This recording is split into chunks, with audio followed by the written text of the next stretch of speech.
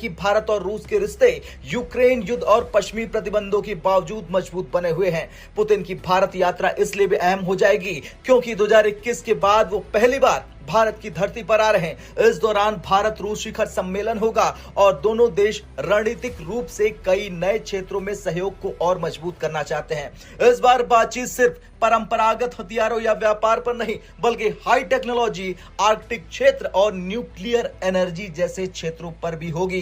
विदेश मंत्रालय के प्रवक्ता रणधीर जायसवाल ने पुष्टि की है कि भारत रूस समिट की मेजबानी इस बार दिल्ली करेगा, यानी कि इस बार भारत में आएंगे रूस के सबसे बड़े मुखिया। पिछली बार यह सम्मेलन मॉस्को में हुआ था। इस बार जिन मुद्दों पर चर्चा हो सकती है वे हैं ब्रह्मोस, S-400 और नए सिस्टम और भारत रूस में एक नया न्यूक्लियर प्लांट लगाने की योजना पर चर्चा।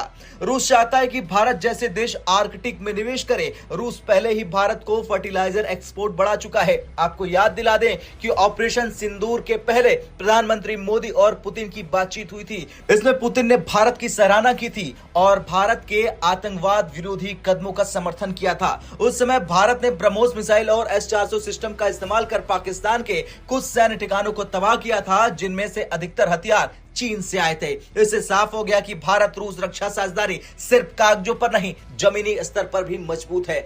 और अगर प्रधानमंत्री मोदी इस साल के SCO समिट में चीन जाते हैं तो पुतिन और मोदी की एक मुलाकात वहां भी हो सकती है। यूक्रेन युद्ध के बाद पुतिन की विदेश यात्रा बहुत सीमित हो गई, लेकिन भारत को वो एक खास रणनीतिक साथी मानते हैं। SCO समिट एक ऐसा मंच हो सकता है जहां भारत रूस के अलावा चीन, ईरान और मध्य एशियाई देशों के साथ भी रणनीतिक बातचीत हो सके। यूरोपीय यूनियन ने हाल ही में रूसी ऊर्जा कंपनियों पर नए प्रतिबंध लगाए, जिनमें रोसनेफ्ट भी शामिल है, लेकिन भारत ने साफ कर दिया है कि वो किसी भी एक तरफा प्रतिबंध को नहीं मानेगा। भारत का साफ कहना है कि ऊर्जा सुरक्षा राष्ट्रीय प्राथमिकता है और रूस इसमें एक अहम साझेदार बना रहेगा। भारत ने यह भी कहा कि वो रूसी तेल को खरीदना जारी रखेगा, चाहे उस पर पश्चिम कुछ भी कहे। बता दें कि रूस भारत में पहले से ही कुडनकुलम न्यूक्लियर प्लांट बना रहा। अब दोनों देश मिलकर एक नई साइट पर दूसरा रिएक्टर शुरू करने की योजना बना रहे। साथ ही आर्कटिक क्षेत्रों में रूस